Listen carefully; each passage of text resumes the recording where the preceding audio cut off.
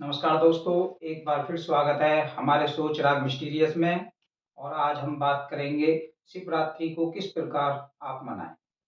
शिवरात्रि जो है शिव भगवान शिव का एक महापर्व है। तो महाशिवरात्रि आने वाली है और महाशिवरात्रि को आप क्या क्या उपाय कर सकते हैं, किस तरह से अपने जीवन की समृद्धि को, विकास को, धन को, विद्या को और संसार की भौतिक वस्तुओं को किस तरह से आप आकर्षित कर सकते हैं भगवान शिव का आशीर्वाद लेके। इस प्रकार हम बता रहे हैं आपको कि देखते हैं कि जीवन हमारा बहुत सारी परेशानियों से घिरा हुआ है। जब इंसान अपने जीवन के संघर्ष में लगा हुआ होता है तो उसे बहुत सारी परेशानियों का सामना करना पड़ता है और उन परेशानियों के समाधान के लिए हम किसी भगवान, किसी भक्ति में होना चाहते हैं। हम चाहते हैं कि कोई हो जो हमारी समस्याओं को सुन ले और उन समस्याओं का निदान कर दे, उन समस्याओं को समाप्त कर दे। तो भगवान शिव जैसे कि भोलेनाथ हैं, भोलेनाथ से प्रिय भगवान हमारे पास है ही नहीं कोई। भगवान भोलेनाथ थोड़ी सी श्रद्धा, थोड़ा सा विश्वास और आपके थोड़े से समर्पण से ही प्रसन्न हो जाते हैं और आपको मनचाहा वरदान दे सकते हैं। तो भगवान भोलेनाथ को किस तरह से हम प्रसन्न कर सकते हैं, उसके 4-5 मैं उपाय आपको छोटे-छोटे बता दूँगा, जिससे आप कर कर अपने जीवन में समृद्धि को ला सकते हैं, अपने विकास को, अपने जीवन की यात्रा को अच्छा और उत्तम बना सकते हैं। तो सबसे पहले बात करते हैं हम विश्वास की। जब आप शिवरात्रि का व्रत रखें, आपका जो मन है पवित्र होना चाहिए, गंदे विचारों का त्याग करें। भोजन या आप फलाहार जो भी ले रहे हैं, वो शुद्ध हो और भोजन की मात्रा बहुत ही कम रखी जाए तो ज़्यादा अच्छा रहेगा। क्योंकि जितनी ऊर्जा हमारे शरीर में कम बनेगी उतना ही हमारा मन हमारे कंट्रोल में रहेगा, इधर-उधर नहीं भागेगा। भगवान शिव का कोई भी मंत्र जैसे कि ओम नमः शिवाय आप जाप कर सकते हैं। पूर्ण विश्वास इसलिए ज़रूरी है कि जब आप अपना पूरा विश्वास भगवान शिव पर रख देंगे और कह देंगे कि बस आप ही हो जो हो, तो आपकी मनोकामना 100% पूरी होगी।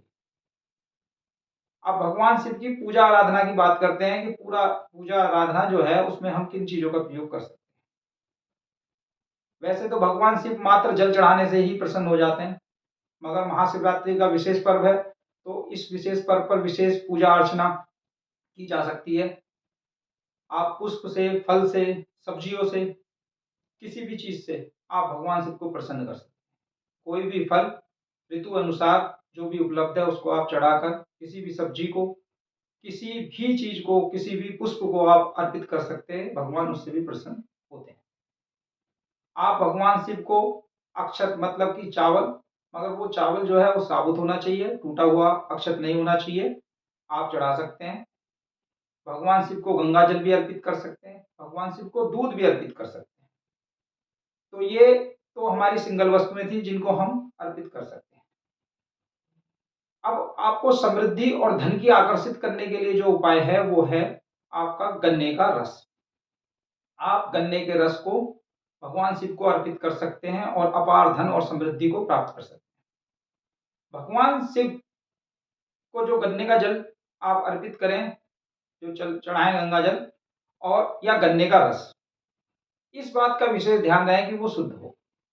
गन्ने के रस में जब आप गन्ने का रस लेने के लिए दुकान पे जाएं तो आप कहें कि गन्ने का जो रस है उसमें नींबू, नमक या जो भी वो सामग्री मिलाता है हमारे पीने के लिए, वो सब चीज़ ना मिलाएं और साफ करके उसको मशीन को सही से निकालें, ताकि शुद्ध गंगा गन्ने का जो जल है वो हम भगवान शिव को अर्पित कर सकें। एक होता है पंचामृत। पंचामृत में पंच का मतलब समझ रहे हो कि आपकी 5 चीज़ों का हम प्रयोग कर सकते हैं। पंचामृत जो है, पंचामृत में हम दूध, दही, घी, शहद, अगर शहद उपलब्ध नहीं है तो शक्कर भी उसमें मिला सकते हैं, मीठे के लिए चीनी भी डाल सकते हैं, बतासा भी डाल सकते हैं और गंगा जल मिलाकर हम उनको अर्पित कर सकते हैं भगवान शिव। भगवान शिव अथाह समृद्धि और धन आपको दे सकते हैं। इस महाशिवरात्रि आप ये उपाय करिए और अपने जीवन को समृद्ध और सुखद बनाइए। हम सनातन धर्म से जुड़े हुए, हम सनातन धर्म को अपने कण-कण तक ले जाने के लिए, संसार और विश्व में पहुँचाने के लिए अग्रसर हैं। आपका सहयोग हमारे प्रयासरत में भागीदारी है। धन्यवाद।